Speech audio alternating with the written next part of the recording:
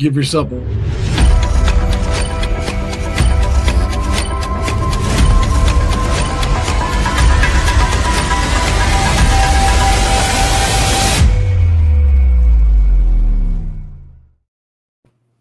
Welcome in to the At the Yard podcast, episode 128. We are reviewing the class of 2026 player rankings we released recently. Happy to be joined by Hank LoForte, Stephen Hardesty, and Vinnie Alfino. Gentlemen, welcome back. We've got a lot to cover today, so here we go. Right, Let's jump into it. End of another busy summer. Updated rankings, and with that comes a lot of movement in this particular class.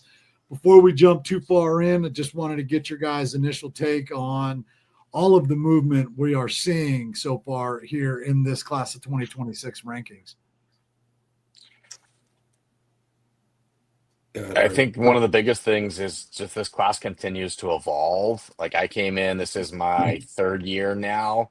And the 2026s were all sophomores when I first started with prep baseball, and just how much this group has evolved. Like, especially in my area, there are names that have popped up that weren't even on the radar 2 years ago. And now we're seeing them come into the top 100, top 150. And by the time all is said and done, they could be even higher up this board. Yeah, a lot of development in this class that I've seen. I think I see a lot more of the college bodies than your prototypical the pro guys in this class. But like Hardy said, there's guys up here that last year during this time nobody really knew about them, and now it's like, hey, there's buzz around these guys. So I'm a fan of the 26 class. Yeah, I think there's a lot of guys that had a lot of big spring seasons and followed that up with a good summer circuit. So some guys we're going to talk about later, you're just going to see a lot of guys that had some big jumps in the rankings that, like Hank said, like Hardy said, kind of were under the radar. But, it's just credit to them that, they understand they're going into their senior year, big final year coming up for them. And, to follow up a lot of these guys to have a big summer after a good spring, it's huge for them. So like Hank said, it's a talented class. Yeah, and the kind of the start to the summer was our pro case, both in NorCal and SoCal. A lot of these guys that we'll talk about today were either at the pro case, had been to a previous event, somewhere along the line. A couple of these guys at the senior future games, some of them at the state games. So, many of them participated in the area code games. And what I think we're really starting to see in this class is a lot of separation by some of these guys, right, that are kind of pushing their way up the boards, both in the rankings and in our draft boards. And ultimately, you hate to say it, but some regression by some of these guys, right? Or standing kind of where they are, right? And Hardy, I'll kick it to you. You've been doing this a really long time, and it's important to note that, right? When it comes to rankings, right, and player development, like that kind of not regression per se, but that kind of remaining stagnant. Exactly. I think one of my favorite statements is that players are allowed to get better. Like, you're allowed to get better, but also in the same concept, like there's guys that do go backwards. Like maybe they were really, really good as a freshman or sophomore, and now people have started to catch up and pass them up and become better than them. And I think that's really what we're seeing with this class is, I think this group, if you look back in 2020 with the pandemic, a lot of this group was in that 7th, 8th grade area, and they missed a lot of time. That's a very big part of development. And so some of those guys that maybe backslid or weren't there physically or just couldn't get out, like there's probably spots where guys couldn't get out and play baseball when they were 7th and 8th graders because we weren't allowed to do it. And so you're seeing those guys start to catch up and pass. And it's kind of that, like you said, it's some regression, but I think the bigger thing with this group is the development of those guys that weren't ready as freshmen or sophomores, and there's nothing wrong with that. If you're a freshman, sophomore, and you're not ready to be on the big time stage, like that's all of us. I was 4'10" as a freshman in high school. Like I didn't get to five. Not that I'm that tall now, but I didn't get to 5'7", and that's a stretch if I'm being honest. But I didn't get to 5'7" until I was a junior in high school, and I wasn't really good at baseball until I was a junior in high school. and that's when it took off. So I look at myself in the terms of rankings, and it's like I would have been nowhere in consideration when I was a freshman and sophomore. I probably would have been like, hey, that guy's all right as a junior. And my senior years where I kind of took off, and we're seeing that with this group is it's a big chunk of kids that have just continued to get better. And I think Hank, we talked about this the other day on a call for our 28 class, like that NorCal group, it just gets better and better as they get older because they get out and play more baseball, right? Right. And, it's just that little downtime that we do have up here for that extra development, I think does play a part. But, like you were saying, like I think with this class too, is you'll see those kids and you'll see some of those kids that you don't hear about. And I think, they go the JUCO route. They go take an extra step or whatever. Yeah. Those kids will be the better ones all said and done in a way, just because, like the COVID thing. They didn't get that extra 2 years of reps and, but now they're kind of hurting on the back end of it. So I think once we all catch up, we'll see what happens. Vinnie, in your experiences, obviously you went on to play in college as well, but just your experience as a prospect or as a player, right? Going from where did you see like the biggest growth in your game? Was it early? Was it late? For me, I felt I was kind of similar to Hardy, where I saw a big jump in my junior year. I was always kind of in the higher percentile in terms of height for my age, in terms of just body, but I really didn't grow into my body in terms of actually figuring out how to use it until I was really a junior or senior in high school. And then I was kind of right before this class in terms like they were 7th and 8th grade when they were, hit COVID, but I hit it my freshman year of college. So, I'm kind of in the same sense as them, that they were early going into high school and they hit that. And then I kind of faced it when I was in my college years. So it was definitely an adjustment period. And, it's credit to those kids that, they didn't have those 2 years, but now you're seeing them starting to get it back and you're seeing the development really take off. So, everybody's different. And that's like the big thing with scouting and recruiting. You have to understand that everyone's different. Bodies are going to develop differently, and guys are going to blossom early, blossom late. And, that's the beauty of baseball. Then in the end, it kind of all balances out. Yeah, no doubt there. The key kind of theme there that you guys all talked about is development, right? And just continue to develop. And as you said, Vinnie, it all happens differently for everybody. Yeah. But let's jump into the rankings here. We wanted to talk about the top 10 to start. Essentially half of the top 10 is new. 5 new players in the top 10. At the top, we have Tyler Spangler out of De La Salle, the shortstop. Number 2 is a reclass from the 27 class to 26s, Logan Schmidt, who recently committed to LSU after the area code games. Number 3, a guy we're familiar with from the future games last year, Jensen Hirschkorn. Number 4 is a new entry in James Clark, the shortstop out of St. John Bosco. Number 5, Archer Horn from St. Ignatius, a Stanford commit. Number 6, Blake Bowen, the outfielder out of J. Sarah, an Oregon State commit. Number 7, the infielder from Harvard Westlake, James Tronstein. Number 8, outfielder and apparently now relief pitcher, Anthony Murphy from Corona. Closer. Closer. Number 9, Logan Georges out of Clovis High School.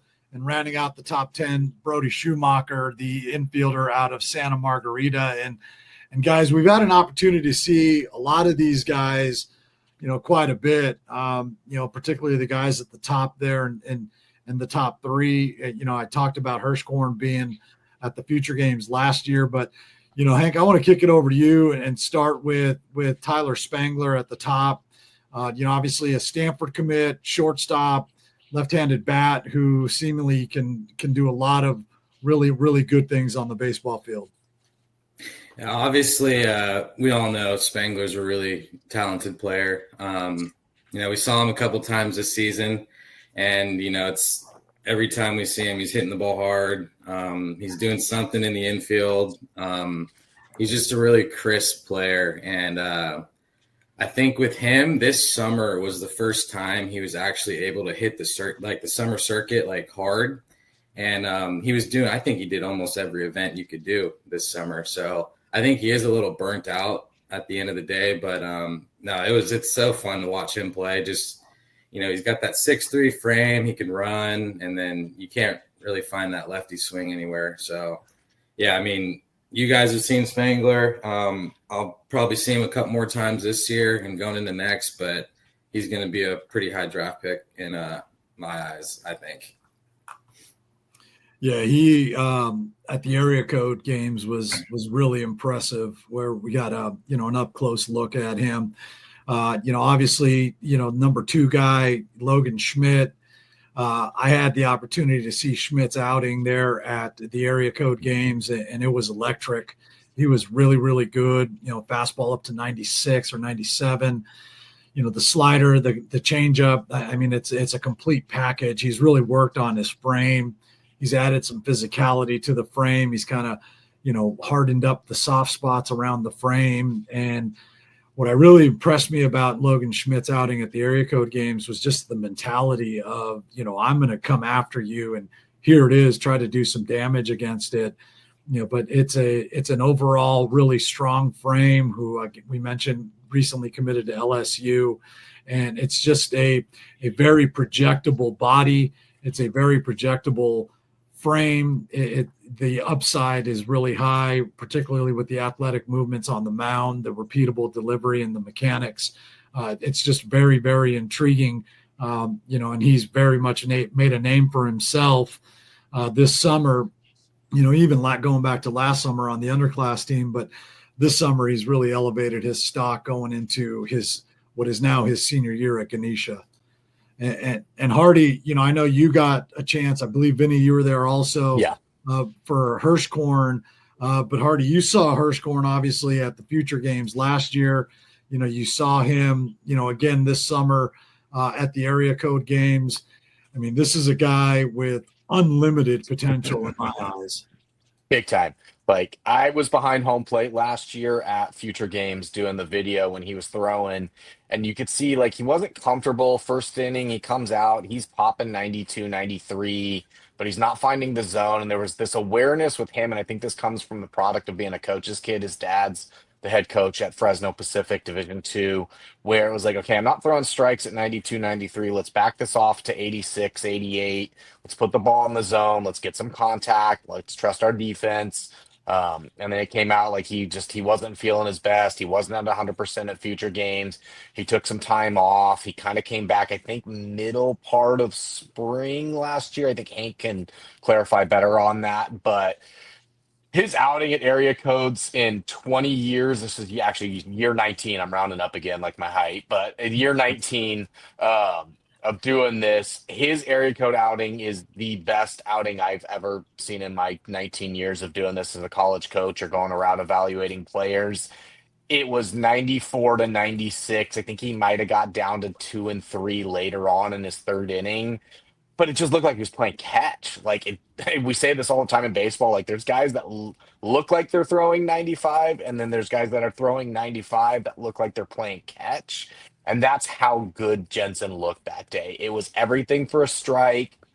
It's not a high spin breaking ball, but it's got a really good shape. It tunnels well off of his fastball, and he can throw it in the zone, and then he can bury it down in the dirt and get you to swing over it. There's feel for a changeup there. Like, it is the complete package on the mound, and it's going to get better. Like, he's going to throw harder eventually because there's more in that tank. He's going to put strength on a very lean, wiry, 6'7" athletic frame. It was one of the more comical things. He struck out 9 out of 9 guys.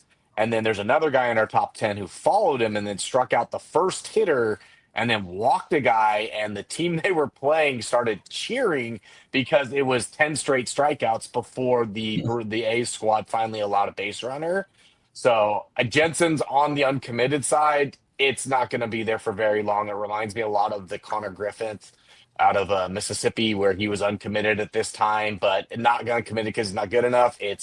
He's got everybody in the country that's going to want him, and he's going to have his choice of where he wants to go to school. And kind of like 𝕼𝕚𝕚𝕕 and Schmidt, it's going to come around next summer that he's going to have a decision to make. Does he want to go to school? Does he want to be a professional baseball player? but that's the kind of talent we're talking about here. It's not, the game's not going to tell him which direction to go. He's going to have a choice which direction he wants to go. Yeah, he was very good out there in Georgia, and you could see it, like you mentioned, his ability to take some off. Yeah, just the aptitude, right? I mean, that's what would most impressed me out in Georgia was, okay, it's not working at 93, like you said. Let me just dip it down to 89 and start pounding the zone. And not many of us could just dip it down to 89. Right. Vinny, a guy that I know you saw at area codes, James Clark, out of St. John Bosco, the shortstop. I mean, this guy obviously had a huge spring season, helping them win the CIF title. But he was this summer one of the breakout guys, and climbing all the way up to number 4 for us. What's your take on him? I think it's just a smooth left-handed swing. There's not a lot out there like that. Athletic, it's a compact build, but obviously there's speed, strength in the compact build. And he had a good, my first showing of him was at area code, and he had a good showing there. And I think it's both sides of the ball that have a chance to play, not only at the next level of college, but, potential, future beyond collegiate. So I thought he performed well. Obviously, I hope I can get a look at him maybe in the fall or the spring, but the first look I had of him at area code was a positive look, especially on the offensive side. Yeah, he had a monster spring season that, and an even bigger summer season, kind of culminating now with the 18U national team. So, very well-deserved honor there. And then, going through the rest of the top 10, Bowen, Troney, Murphy, guys that were all at the West Coast Pro Case for us at Pepperdine. Bowen, just, an elite arm talent out in the outfield, big physical guy, 6'3", 210, former safety in football. I like to say when you're a sophomore and you are the league defensive player of the year in football, you're a pretty special talent. Yeah. He obviously has since quit playing football, focus on baseball. Had a chance to see him at Scout Ball, was strong there, scuffled a bit at the plate, chatted with him briefly after the game. I think he, like a lot of these guys, is just really tired after a very long summer and spring season. Next guy, Troney Barrels, as we like to call him here at Prep Baseball California. Everything he hit at the Pro Case was 100 miles an hour plus, compact frame, very physical. Now uncommitted is our understanding. One of the top hitters in this class that is still looking for a home, and something tells me that he'll have a lot of opportunities moving forward here. Anthony Murphy, who's also playing on the 18U national team. I mean, we've loved Murph since day one as a freshman. I don't think there's a better defensive center fielder in this class, potentially even nationally, man. I mean, We've seen this guy make play after play after play that just kind of leaves your jaw on the ground wondering how the hell he made those things. And then now he's making the move to close, at least on the USA team. And I wouldn't be shocked if that's the move moving forward into the high school season there at Corona. Then after him is Logan Georges. I had the opportunity to see Logan as a freshman playing in the National Classic, and you knew as a freshman it was going to be special. But Hank, obviously suffered an injury there, missed his sophomore year, came back middle of last spring, and really again cemented himself as one of the top arms in California. Take us through what you know about Logan Georges.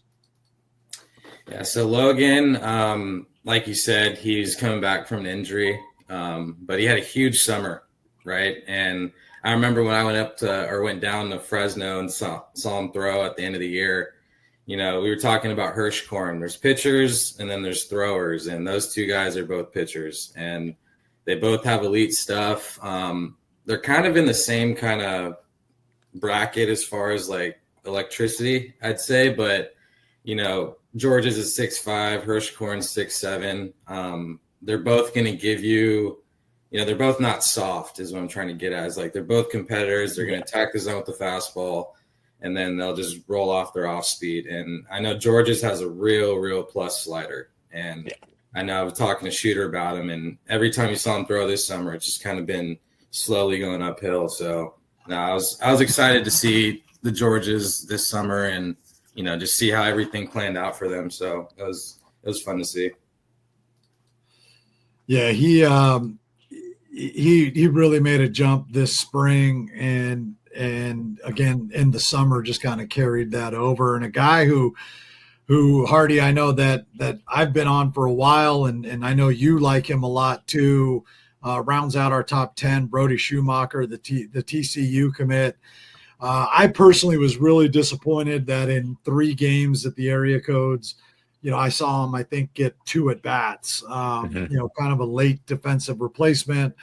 Rather than sulking, what does he do? He goes out and he makes the 18U national team. Yeah. Strictly as an infielder, not a two-way guy, obviously, but this is a guy who is kind of top-end talent with the bloodlines. Obviously, dad is Skip Schumacher, former big leaguer, but this is a guy, Hardy, I know you've liked a lot, since you kind of joined us a couple of years ago, probably even before that. But Brody 𝕬𝕗𝕬𝕗, in my book, is just an elite defensive middle infielder with a left-handed bat that's only going to get better. Completely agree. Like, I saw Brody, I knew who he was. I'd seen video of him, but I finally got a chance to see him the first time at our spring tournament in 2024. And I think I had 3 or 4 at bats that day, and he did everything that you could want to see out of a SoCal infielder, left-handed hitter. He picked up a 2-strike swing or 2-strike single going to left field. He drops down a base hit bunt. He hammers a ball to right center field. He draws a walk. He makes 2 good plays on defense. There's guys that might have louder tools and put up better, metrics. They're going to run faster. They're going to throw the ball harder across the diamond. They're going to hit 109 on their exit velocity and those things. But Brody does everything really, really well, and he does it across the board. He can defend. He can throw. You talked about it. He can play the outfield. He can play the middle infield. I swear you could probably put catcher gear on that kid and he'd go back there and he'd be one of the best catchers in this class. He can really, really hit. And I think that's something that gets undersold is he can really hit. When you say somebody can really hit, like that guy has the chance to hit at the top of a lineup. And I'm not talking about college. Like he's a guy for me that is going to be a big leaguer. Like the only reason he doesn't become a big leaguer is, God forbid, he has some major injury or something that derails him. But that's a kid that I just feel like he's going to play in the big leagues. He's going to be very productive in the big leagues one day. And we're going to look back and go like, okay, we nailed it on this kid being one of the top 10 players in the state of California. And maybe we were even a little too light on him. But I love Brody. And you, same as you, I was super bummed. I only got to 1 day of the upper class. And I was like, okay, let's go. I'm going to get 2-3 at bats out of Brody 𝕬𝕗𝕬𝕗. And didn't play the day that I was there. So missing him was a letdown of going to area codes. But that kid is one of my personal favorites in this class. Yeah, he's a stud. So that rounds out our top 10. Guys, this article we put out, thank you, Hardy. We list a number of different uncommitted guys, risers, newcomers to the rankings. So we're going to kind of recap that. And if you haven't read the article, you can check out prepbaseball.com/California, where you'll find it right on the homepage there. It goes in depth on, 45-ish or so guys, with notes on those guys. So let's start with the top 10 uncommitted guys. We're going to bounce around here a little bit. Obviously at the very top is Jensen Hirschhorn, who we talked about at number 3, an uncommitted guy. But Vinny, I want to kick it over to you for a San Diego product. Ian Brook, the catcher out of Patrick Henry, another pro case guy for us. He's at number 73 in the top 10 uncommitted guys. He's number 73. He's the number 4 top 10 uncommitted guy for us. But Ian Brook, we saw him a bunch at the, obviously during the spring season you did down in San Diego. Obviously we had him at the pro case, and, we'll see him a little bit here during Scout Ball as well. But Ian Brook, Vinny? Yeah, so first look at Ian Brook was my actually first week on the job was at our preseason All-State in San Diego, and Brook was a standout for me. He was a 2 flat average pop time, but the arm carry immediately stood out. He led all of catchers with a 79 arm velo, and he played well in batting practice. But then when I saw him first in the spring with Patrick Henry, he was on JV last year as a sophomore, comes up first year on varsity, and going into, I believe it was still first week of season, and he already had 3 home runs. And then he goes 3 for 4 with a double. And then I was like, okay, this kid's like officially on my radar through the spring. Ends up having a big spring season, hit over 350, gets an invite to our pro case. And I felt that, the game was moving a little bit fast for him, I think, at first time kind of in that environment, but you were able to see him kind of relax and settle in as the day went on. When we were at Pepperdine, pop time again was, averaged, I think, around 2, got as low as 197. And I think he's a kid that's just going to continue to get better because he's one of those guys that was kind of under the radar, first year on varsity, comes onto the scene. And in my opinion, he was one of the best players in San Diego throughout the spring, not only in the 26 class, but the entire, area. And I think for him, now that he's kind of established himself, I think he's going to continue to, get better, improve. The body it's a lanky body, but there's obviously some physicalness to it. And, the 5 doubles that he had in the spring, drove in 30, had 3 homers. I think that you're going to continue to see some development in the body, and those numbers could jump going into a senior year. But, first time onto the scene was a really good standout performance for Ian. Yeah, not the pro case. I agree. It did feel like maybe it was moving a little too quickly, but to his credit, I mean, he held his own there Right. at the pro case, particularly on the defensive side for sure. And next guy, Hank, for you, a guy up in your area, number 57 on our big board here, Cedric Henderson. I know it's a guy that we tried to get to the senior future games. He had a really big summer. I had a chance to see him at the area code playing or throwing for MLB Breakthrough, where I was really impressed with what I saw on the mound. But I know that you know the kid, and I know that you've seen him a whole lot more than I have. Yeah, good old Cedi. I've known Cedi since like middle school, I think, but it's kind of been cool just seeing him getting where he is now. I think this summer was kind of it was a big summer for him, but it kind of went sometimes where it was down. But I think he ended his summer on a great note. He went out to PG National, did that event, and he didn't do the greatest. And so he goes back home, trains for a couple weeks, and he's like, look, I get to go to area codes, got to make the best of it. And I think that's where you saw him down there. And he was low 90s with, breaker. I think he had like 5-6 strikeout against the A's team. It was. Mm-hmm. Yeah. So, I mean, Cedi's one of those kids where, you're rooting for him. I think he's uncommitted like Hardy, he's not because he's not good enough. It's just he's weighing out the options.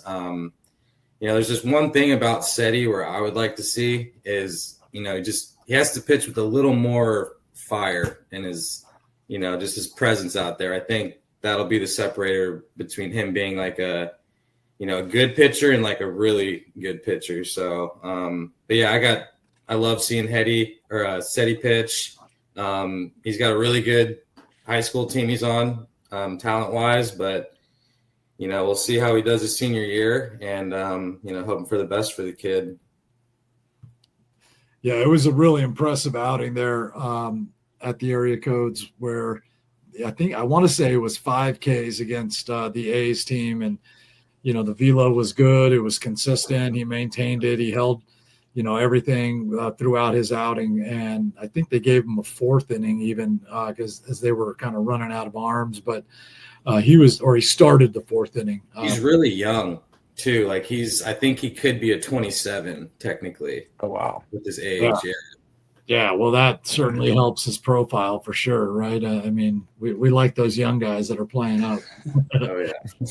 versus the old guys that are playing down. Hardy, over to you. Number 91 on our top 10 uncommitted. I know you saw St. John Bosco a couple times last year.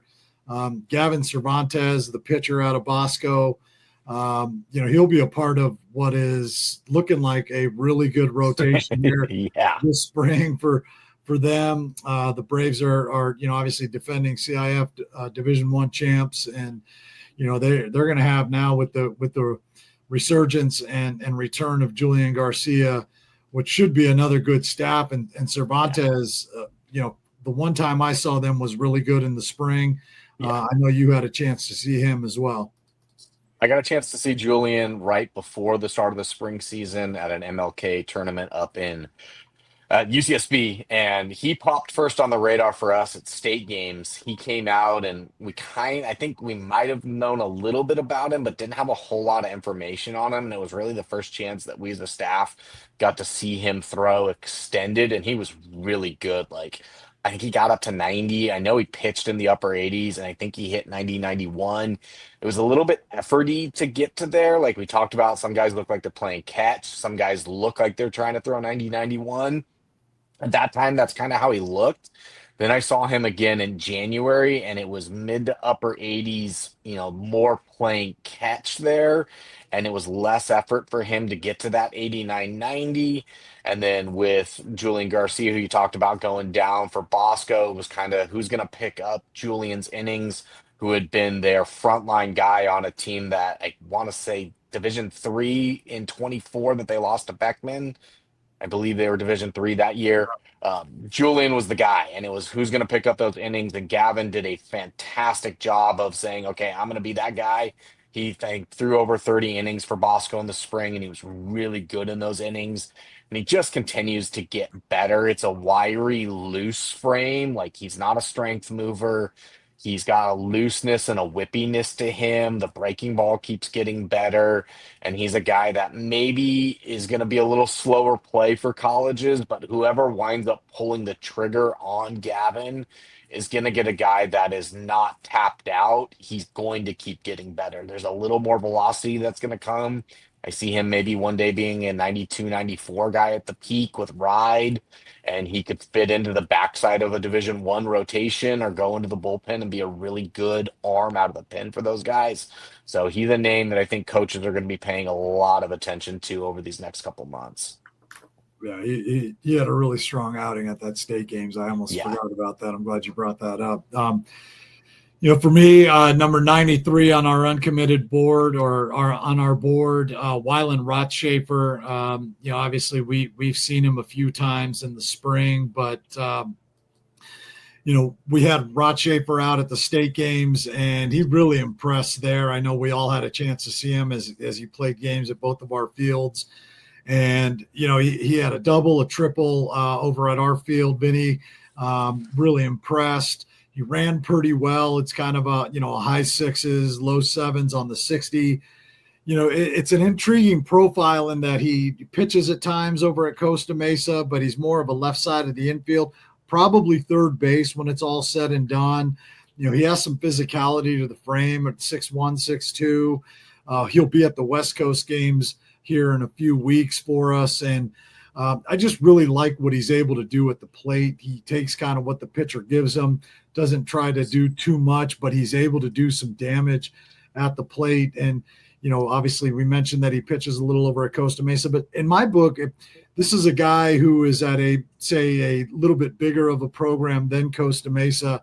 He'd be getting the attention he deserves, but you tip of the cap to the kid. He had the opportunity to go elsewhere, decided to stay at his home school with his buddies, and the result was, they're winning some games over there, but he's really put himself in a position to get noticed, by attending a number of different events. He's playing on the right summer team, playing in the right events there.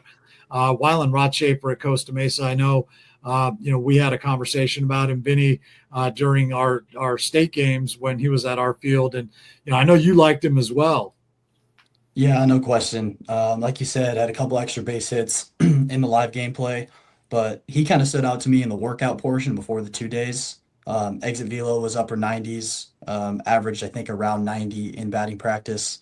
But he just kind of performed well across the 3 days. There's some guys that showed up on the workout day There's some guys that just showed up, in the gameplay, but he kind of had a balanced 3 days, which for me is, as a guy that's going to be with a recruiting lens. I think it's good to have guys that they're not just a showcase player. They can kind of do it all, and he's a guy that I think can show off in multiple aspects of the game, and he showed that at our state games. And that's why you see a jump in the rankings. Yeah, and rounding out the top 10 uncommitted guys at number 51, ℂ𝕒𝕚𝕕𝕕 out of St. John Bosco. Traditionally an infielder, played a little outfield for them last year, a little DH. One of our kind of favorite guys, number 79, Tyson Bobo, can do a little bit of everything on the mound and in the outfield at the plate. I think ultimately his future might be on the mound. And then number 95, Brady Strachan, also from Rancho Bernardo, down in the San Diego area. We saw him at the preseason ID last year or earlier this February. year, I should say. Yeah.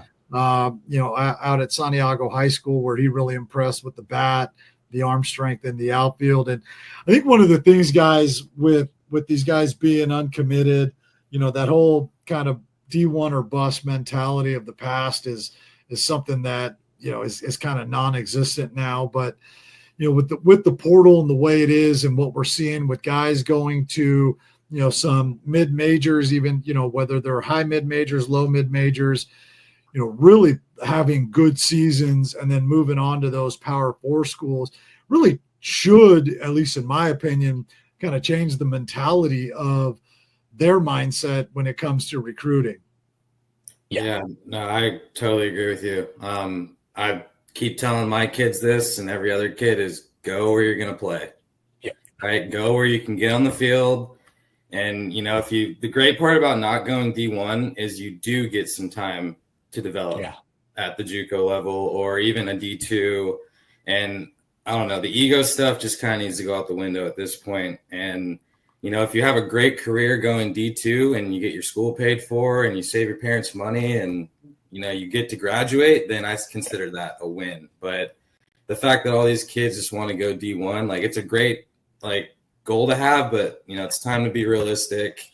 Go to where you're actually going to develop and play, and you'll still have a great time. Because regardless of what level you played, it's baseball.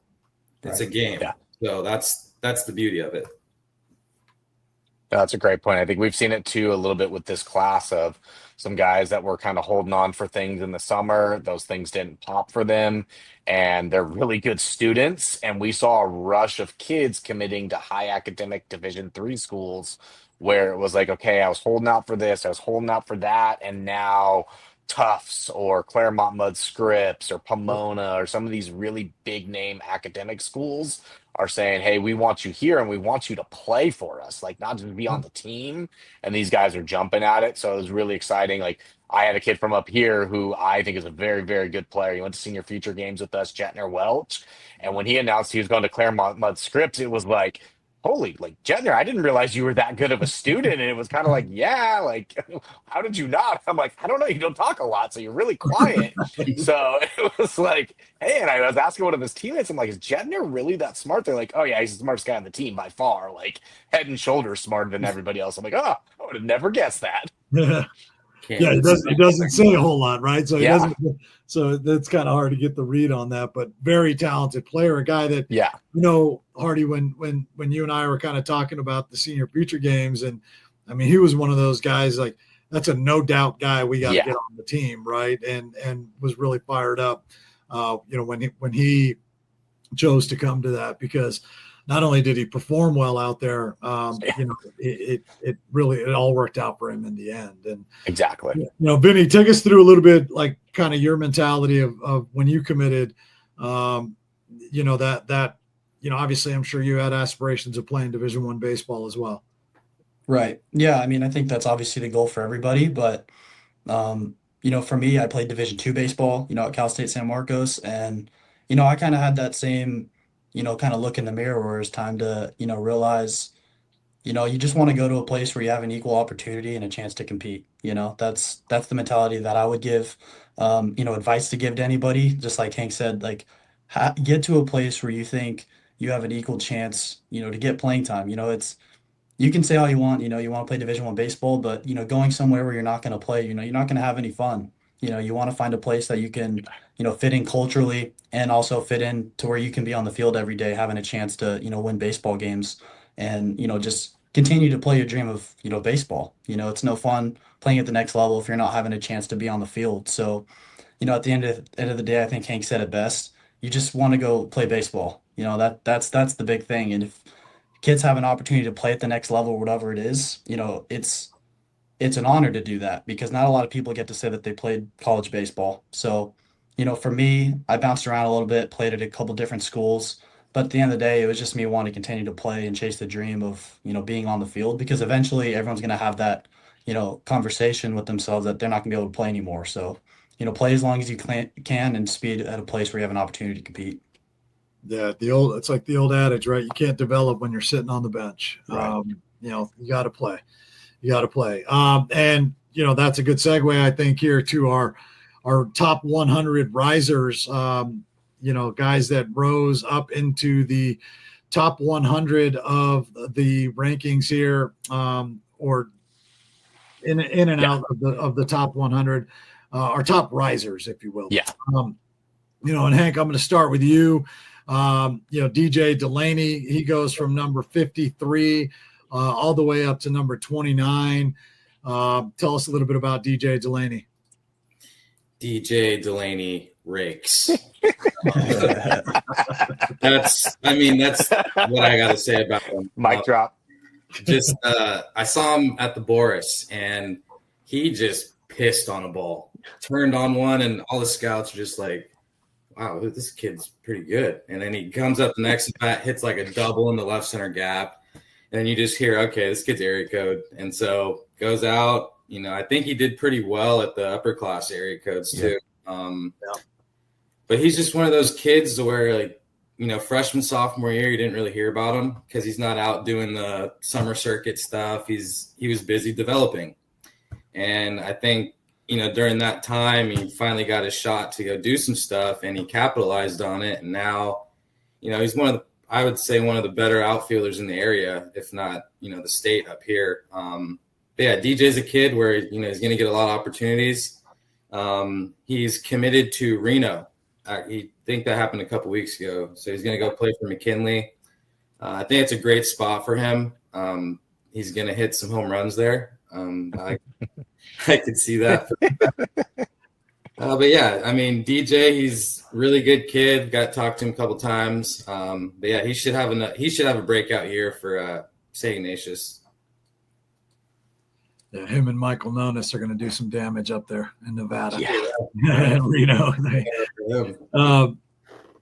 But Vinny, a guy that we saw a little bit at the San Diego Summer ID, makes the move over to Eastlake High School. Right. Catcher, and this guy is just a chatterbox, which I kind of like. Right? Not a bad thing. What you need out of a catcher, and he was punishing baseballs at that Summer ID. I had a chance to see him this past weekend during Scout Ball, and he continues to do some of the same there. But really, a high-level defensive catcher, and Tyler, you're gonna have to forgive me because I'm gonna butcher your last name, 𝕬𝕗𝕗𝕗𝕗, out of Eastlake High School.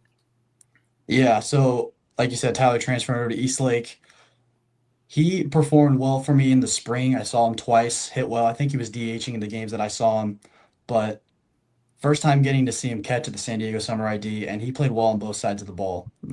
Pop time was around a 199 to I think about 208, but the arm carries there, it's accurate to the bag.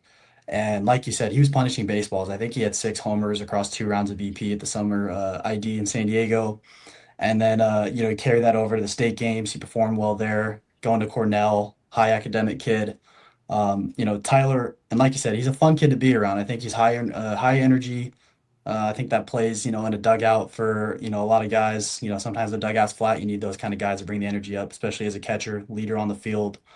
But yeah, Tyler, I think he's a kid that's going to, succeed really well at Cornell. I think he's going to have a good future, beyond high school at the next level.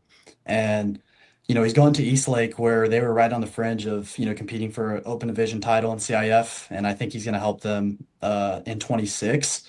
And he's going to be going to a team that's going to have an opportunity to compete again. And he's going to be, I think, a force in the middle of that order, just like he was at his previous school. But, across two events, he performed well in workout setting and gameplay. So, kudos to Tyler. Yeah, bright future indeed, especially with Yeah. a Cornell degree. But Hardy, a guy for you that you wanted to chat about, makes a move from 212 all the way up to 39. Pretty recognizable last name. I had a chance to see him and chat with him for a minute at Area Code Games. I didn't get to see his outing, unfortunately, but a guy you've seen a lot of, a guy you were really high on. Scuffled a little bit last year, came back, and obviously has put himself in a position to, be the number 39 ranked player in the state and earn a UCLA commitment. That's Colton Rayner.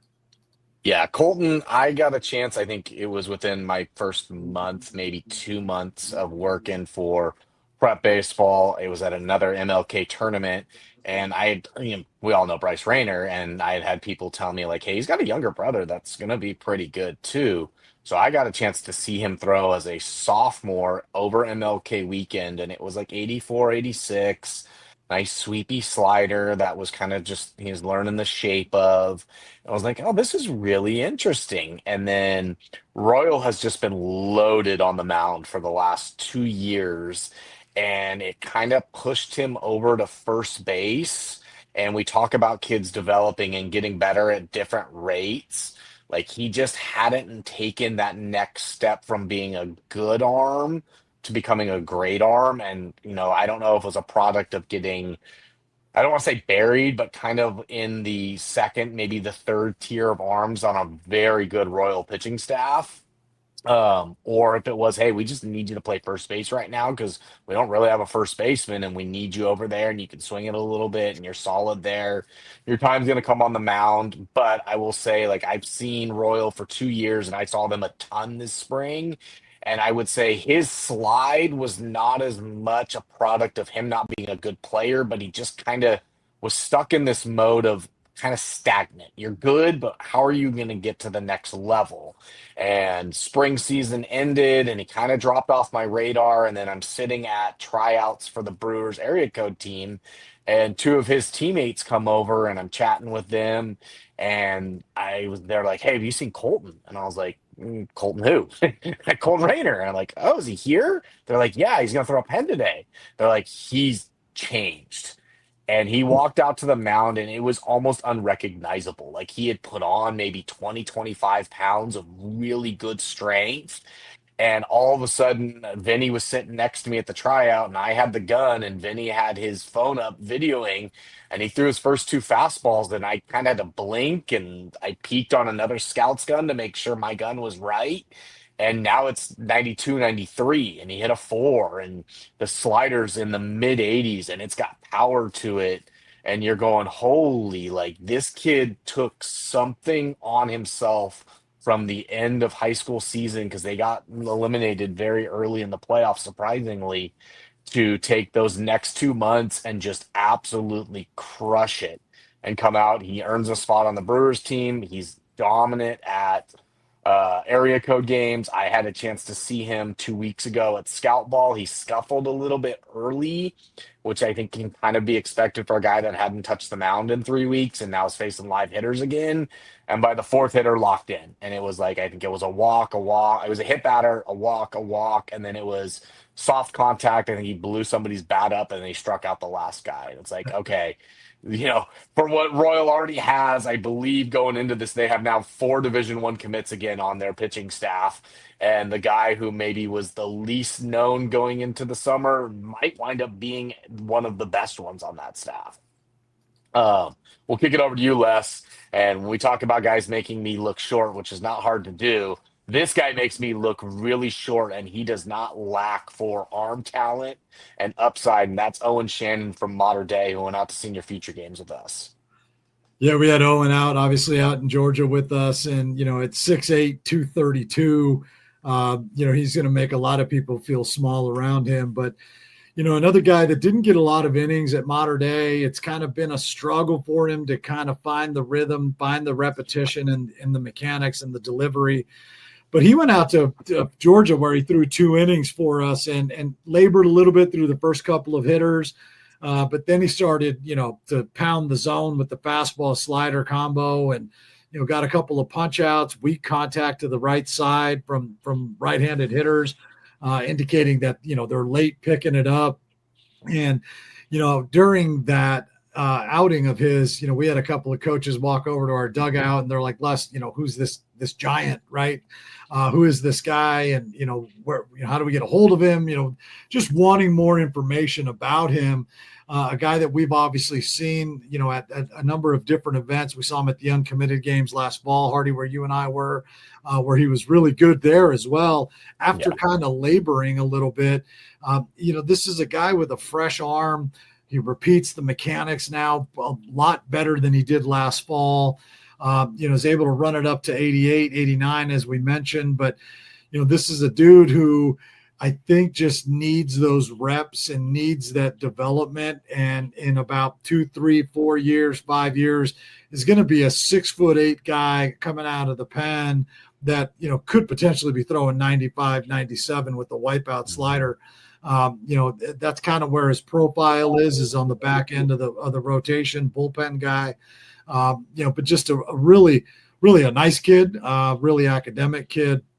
But he showed enough, I think, this summer in a couple of different viewings that merited his jump of 50 from 202 to 152, with the kind of the icing on the cake being that senior future games performance where, again, after laboring through a couple of hitters, was really, really good.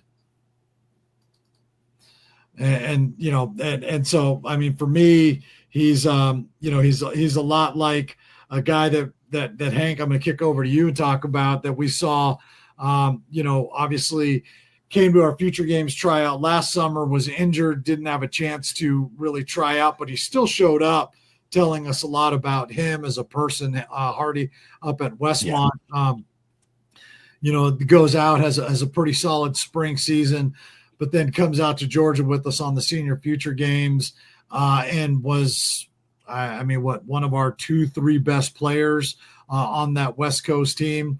One of the leaders on that team, was always at the door of the dugout, talking it up with everybody, asking questions of us. And Hank, that's Drew Hamburger.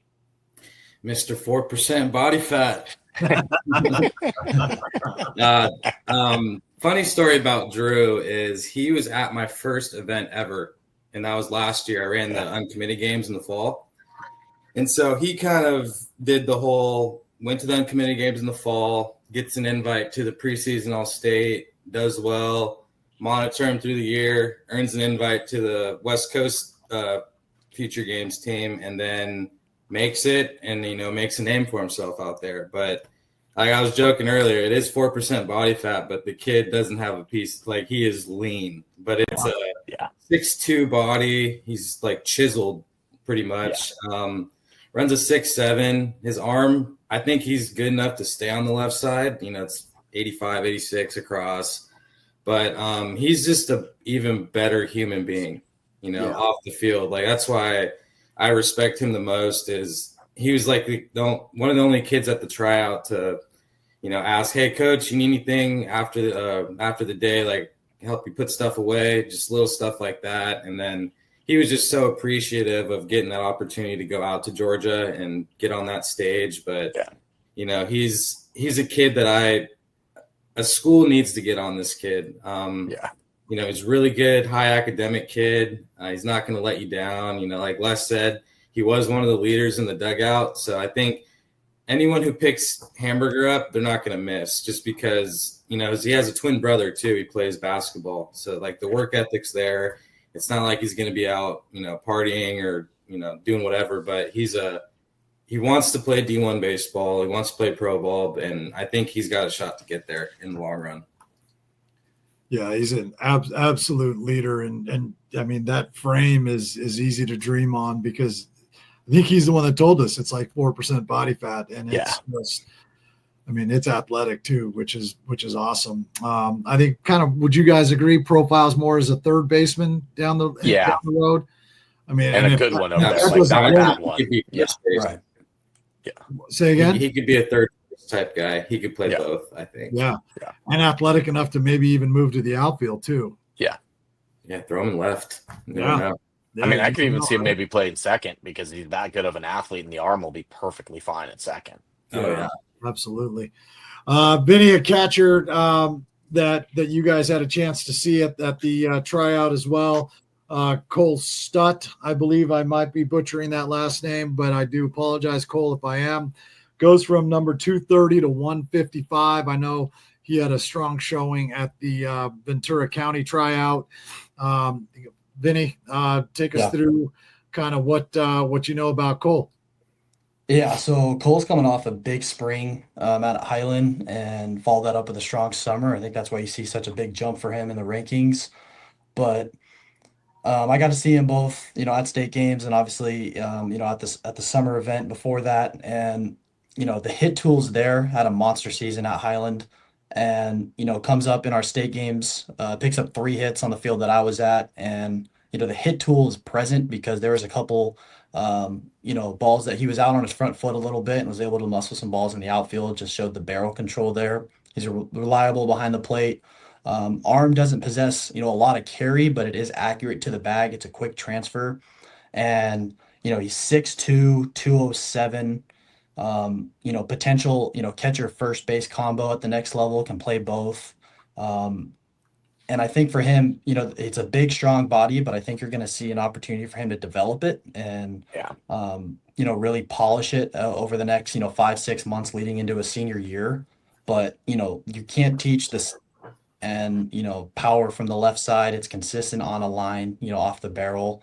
And I think he's in a good place at Highland. He came over, he performed well in 2 summer events. So I think he's in a really good spot going into 2026. And, I think he can be a reliable catcher at the next level for a program.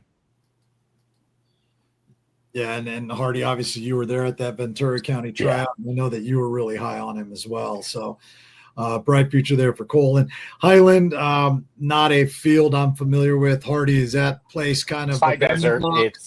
It's a high desert, like cold.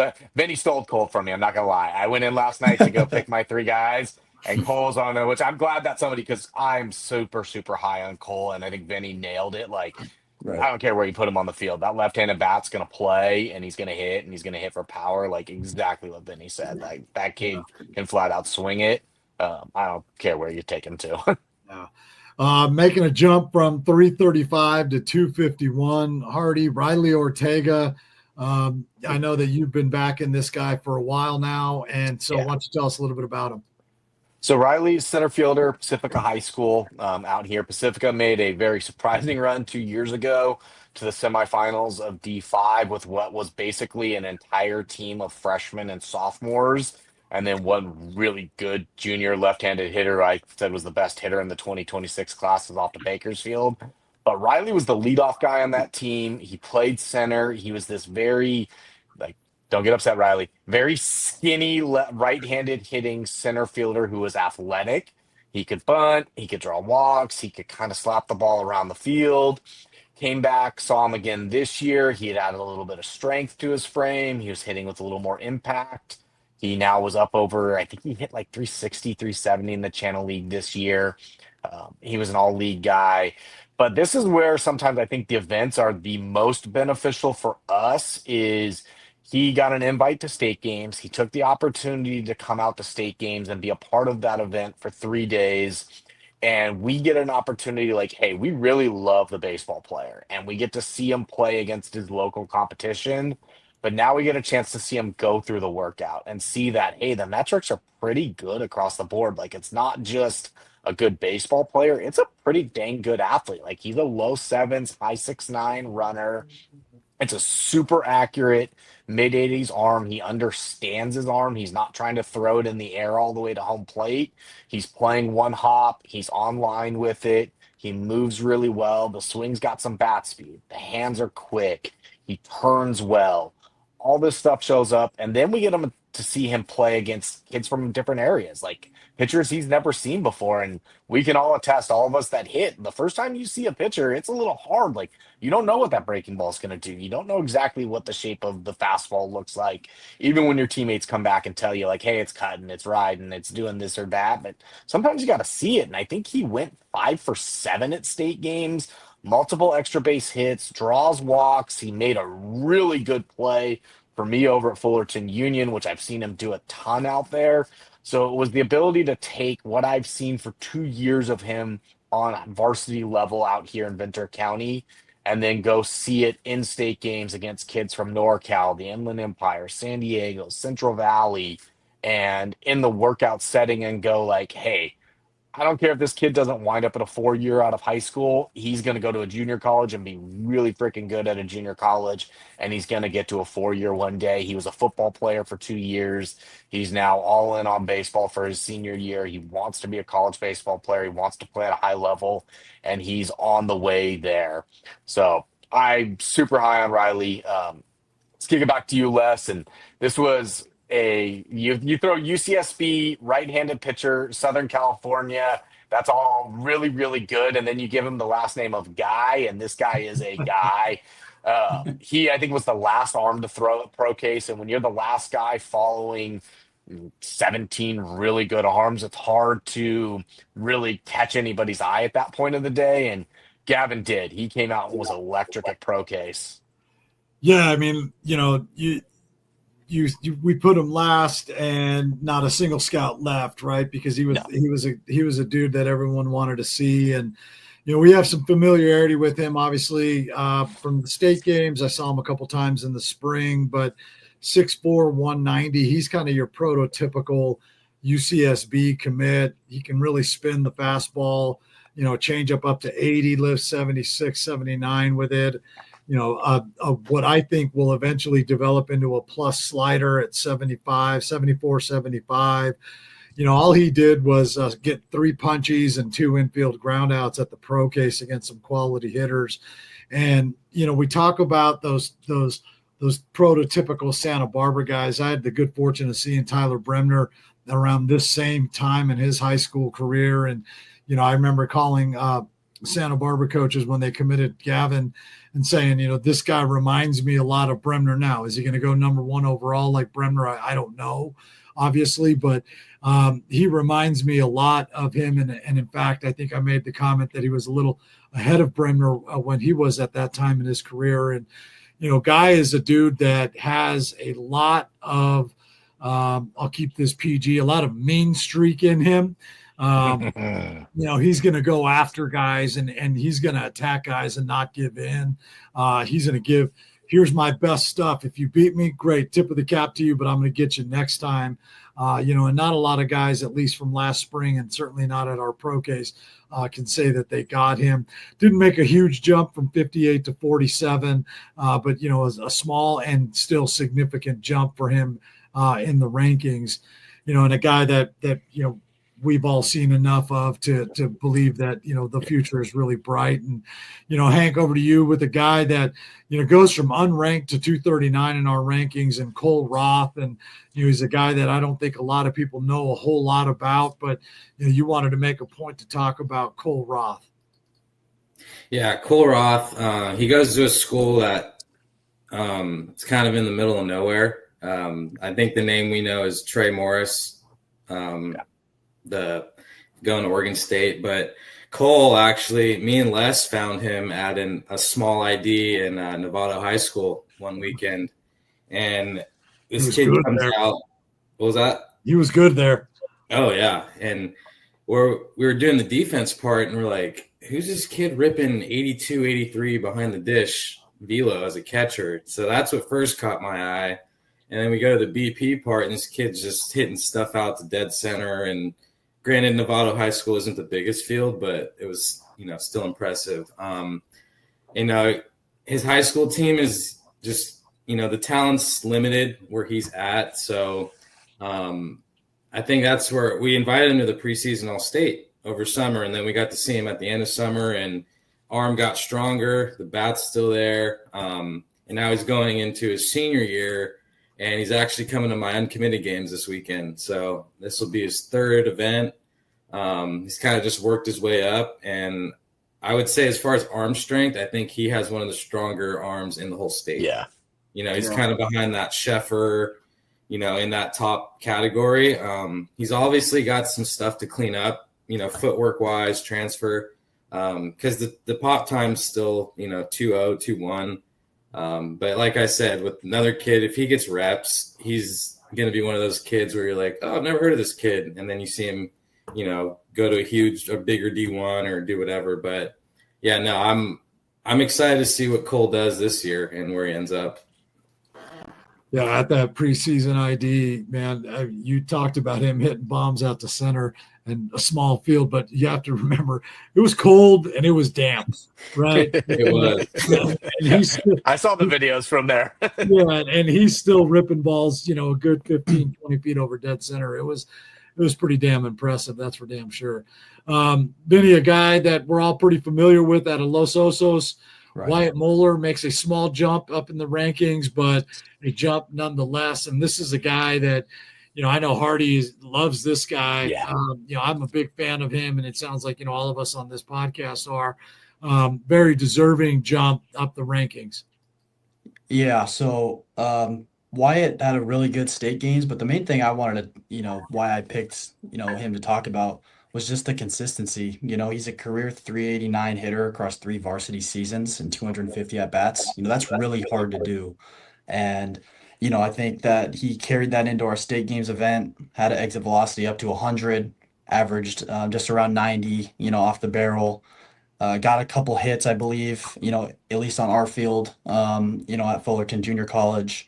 And committed to St. Mary's, third base profile, but he can also hop on the mound. He's up to 86 there. I think third base is probably, where the future's at for him. And he's a good third baseman. He can play both sides of the ball. But, there's not a lot of guys that are just going to be hitting 400 across their high school career. And, I think, he hit 364 last year. I think you're going to see a jump in that going into his senior year. Had a good summer circuit. So, like you said, it was a warranted, jump in the rankings just because of the consistency with Wyatt. And, you guys talked about him a little bit, and then I got my first look at him, and there's a reason, to like there with Wyatt. Yeah, he's been really good at every event he's ever done, going back to preseason All-State last year. I mean, he was really good at the uncommitted games last fall. It just continues to, again, that consistency that you talked about. I'm glad you brought that up because, I mean, that's what we've seen from him is nothing short of consistency. And Hardy, the last guy you wanted to chat about, another guy that goes from unranked, climbs all the way up to 161, Landon Anderson. Yeah, he was fantastic. And this goes back to, we talked about like events. Bakersfield's an area that we don't really get out to see a lot. It's somewhere I've been in junior college when I was coaching, and there's talent out there. It's just a hard area for us to get to. It's a 2+ hour drive for me. So it was very important to get an ID event out there this summer for us and start to get some eyes on that area and get a better understanding for it. And so we had a summer ID. It was actually our last event of the summer, about a week after state games, I believe. It was 108 degrees out there, and it was a rough day for anybody to showcase. But those kids are so used to it that it didn't phase them. And London was the standout of an event that had some really, really good players. We had a lefty up to 90. We had another guy that was super athletic in the outfield. There was a 28 who was throwing rockets across the diamond as a shortstop. But on what was a very slow track, and we talk about this with 60s and getting kids to understand, like, your 60 times are going to vary based on the track you're running on. Like, if you're running on a turf field, you're probably going to be faster. If you're running uphill, you're running downhill. Is the wind blowing? And this was like a soft grass. It was a little bit loose. It wasn't the best track. And it was the first thing we did that day. 3 steps into a 60, I said to myself, holy F, this guy's fast. And then when he got across the finish line, I looked down, and it was the fastest 60 we saw at any event all summer. I think it was a 6.53 or 6.52. And I was like, Holy, and it did not look like he was trying to run fast. It was super body control. It was explosive on the line. He maintained it the whole way, perfect straight line. Then he goes to the outfield and he's again very similar to Riley I talked about. It is not a rocket arm.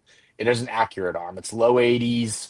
It's online. He one hops everything. He doesn't try to throw this rainbow to wherever he's throwing it to. It's an understanding of how my arm plays. He gets into the batter's box, and there is strength. Like it's a power speed combination because he was 100 plus EV. He was 90 plus consistently throughout. It's a little bit of an uphill swing. He kind of loses his top hand at times.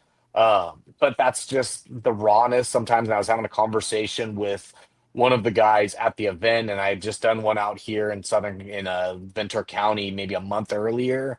And I was like, the difference sometimes of Ventura County to Bakersfield is our guys might be a little more polished baseball wise out here, but the Bakersfield kids are stronger and more athletic sometimes. They just don't have the baseball polish. And that's kind of what I saw with London at the plate is super athletic, super strong, just a little raw at times with understanding how his swing path is going to work. But then you go look at his numbers. He hit 390 at Bakersfield Christian last year. Extra base hits, draws walks, steals bases. It's a true center field, top of the order profile. It was funny. I posted his video as one of the standouts from that. I had multiple Division I coaches just shoot me a text to be like, "Who's this kid? Where is he from? How did you find him? Tell me about him." I'm like, "Well, the tools are all there. The numbers are there. Like, I think he's coming to West Coast games next month.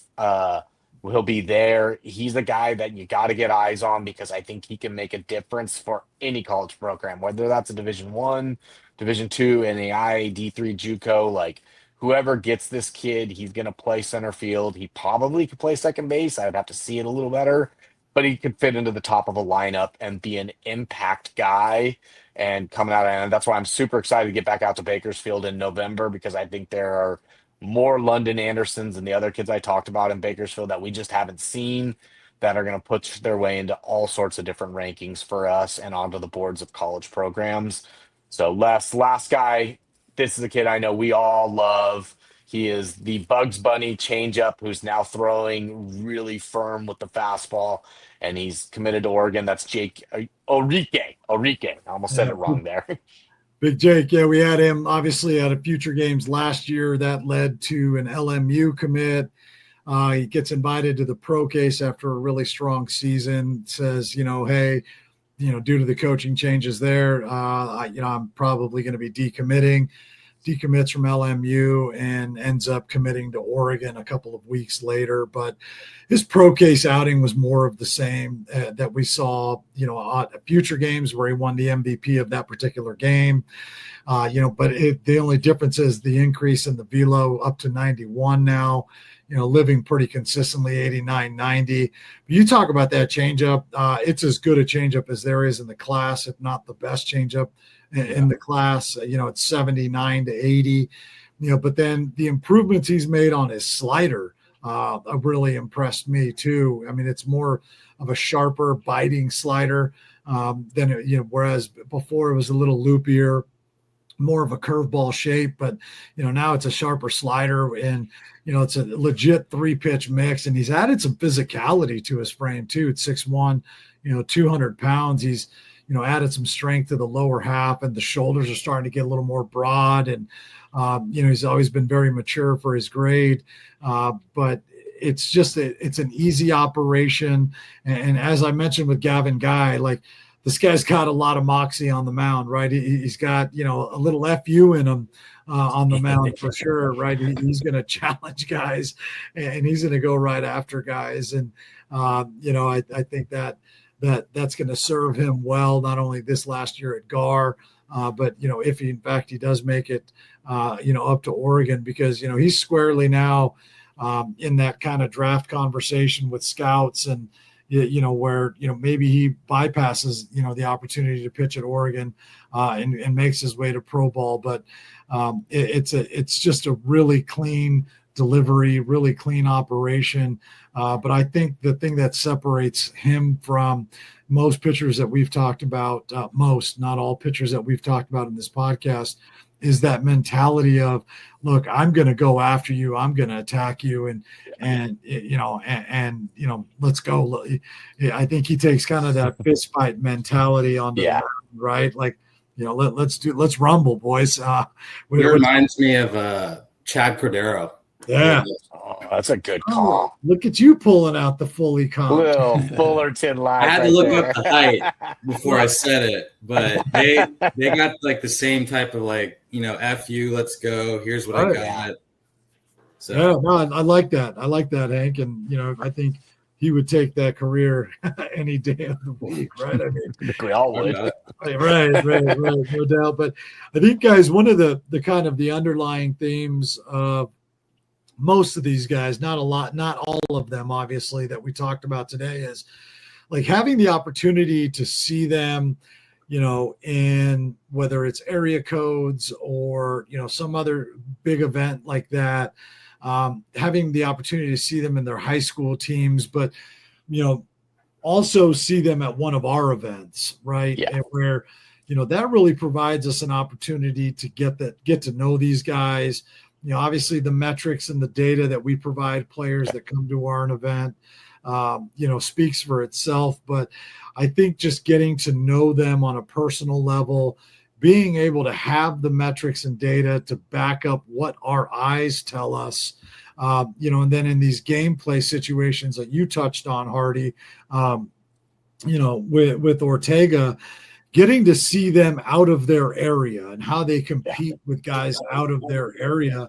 I mean, that's really invaluable for us, not only when we get to come to rankings, but when we get to have those conversations like you said you had, about London when college coaches are blowing you up, being able to say, yeah, this kid's from San Diego, but I saw him compete against some of the best kids from Orange County, and he more than held his own, or vice versa.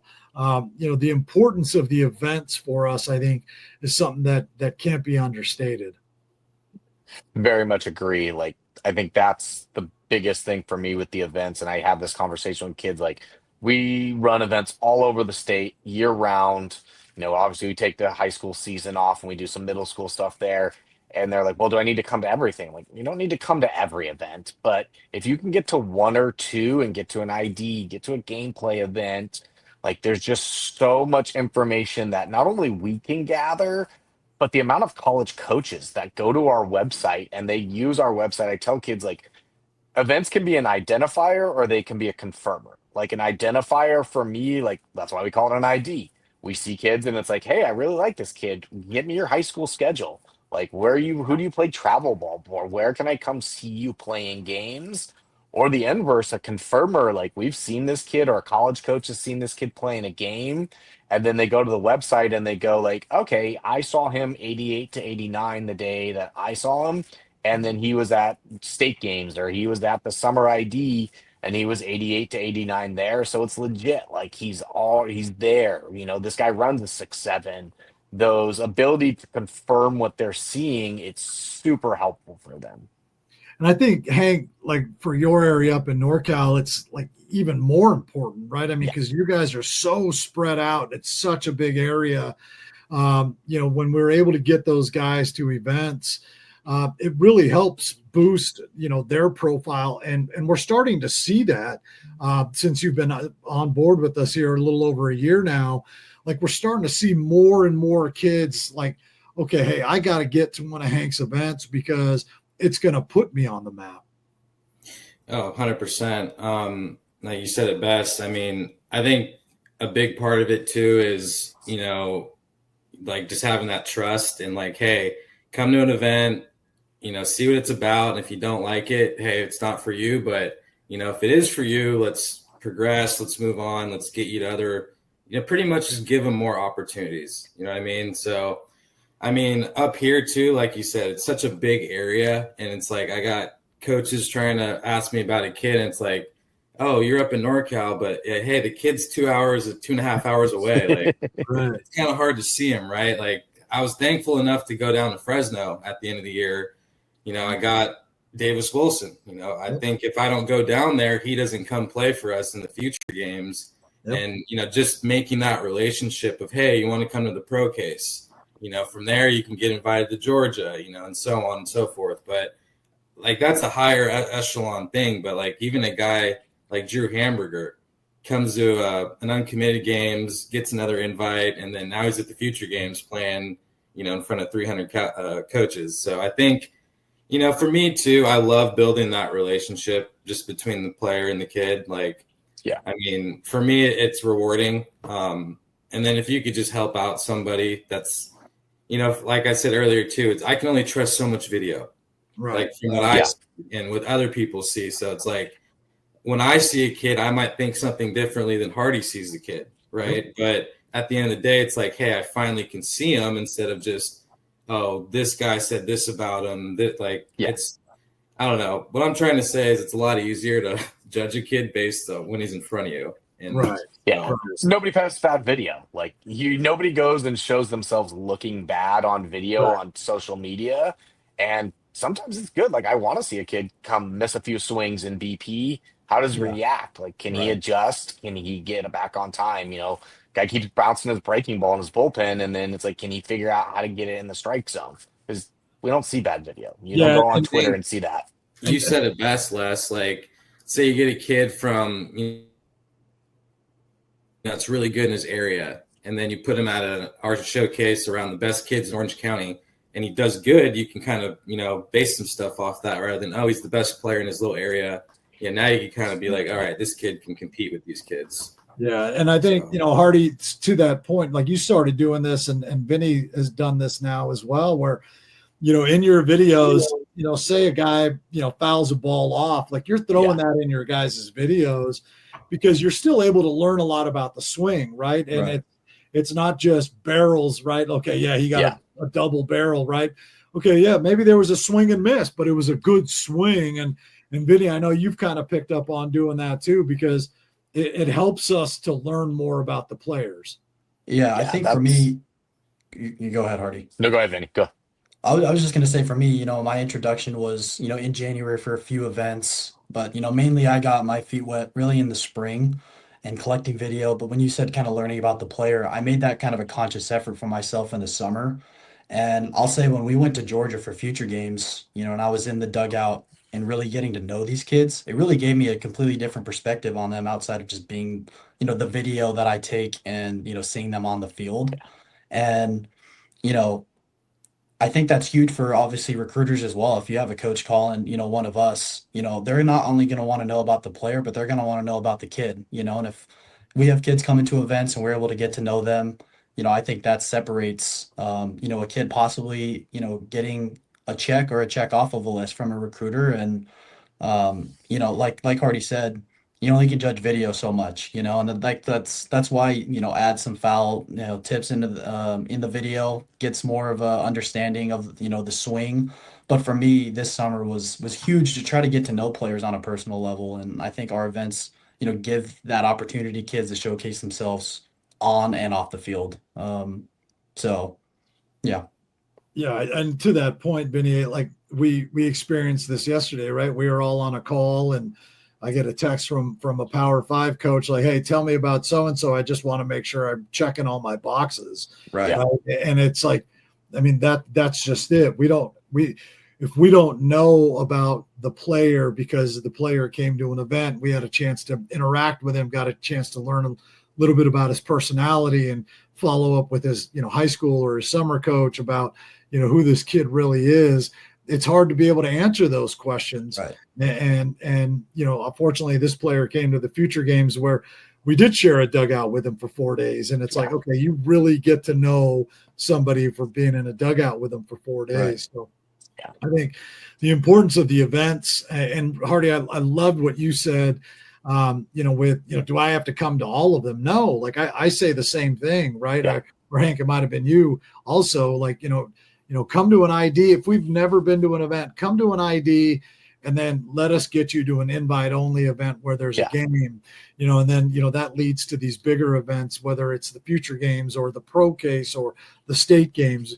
or the West Coast games or the super sophomore games, whatever it might be. But, just get in front of us, I think is the underlying message, because, I mean, listen, at the end of the day, there's not 100 of us covering the state of California during the spring. There's, maybe 7 or 8 of us covering the state of California during the spring. And, we're not all going to 7 or 8 games in one day, right? We're going to one game. So, I mean, that there's 300 games going on. That means we're missing out on 292 of those. So I think, the best opportunity is getting yourself in front of us, whether it's at an ID or accepting an invitation to these invite-only events, to where we can really kind of dive into who you are, not only as a player, but as a person. Yeah. I think the events. I think you guys could all attest to, like, when you guys talk to these coaches and stuff, is, the talent's great, but how are they as a person? Like, are we going to recruit the right kid to be a good person on this team, or are we just doing the talent? And I think that's the biggest separator of us getting to know these kids, is like, we actually get a feel on the personalities. And more, Hank, to that point, I'm glad you brought that up, more and more with the roster restrictions, right? I mean, they're not just going to take 45 guys anymore, right? They can't. So it's like they have to make sure that the character, that the personality, that everything that you just touched on matches the athleticism, the talent, and it matches what the program goals are, right? So, I mean, I think that's even more important now than it was 3, 4, 5 years ago. Yeah, I got a phone call from a coach. I got a phone call from a coach who basically just said, he's like, hey, I know this kid's a great baseball player. He can impact our program, but do I want to hang out in a dugout and on a bus and a plane and a hotel with him for 9 months, or is he going to drive me absolutely bonkers? Yeah. And there's nothing better to be able to say, like, I spent a day with this kid at an event and he was super respectful. It wasn't eyewash. It wasn't that, like, false hustle. Like, it was genuine. This is a good kid and you want this kid in your program. Yeah. So, for all of our upcoming events, be sure to check out our website, prepbaseballreport.com/California. You can get to all of our events. We've got a handful of fall ID events coming up, fall invite-only events. Our winter schedule, our preseason events will be up on the board here pretty soon. So, guys, again, I just want to thank you guys for hopping on and doing this recap. I know we went a little long, but I think it was worth it. A bunch of talented players. Agreed. 100%. Sounds good. Thanks again for watching and listening. Till next time, we will see you at the yard.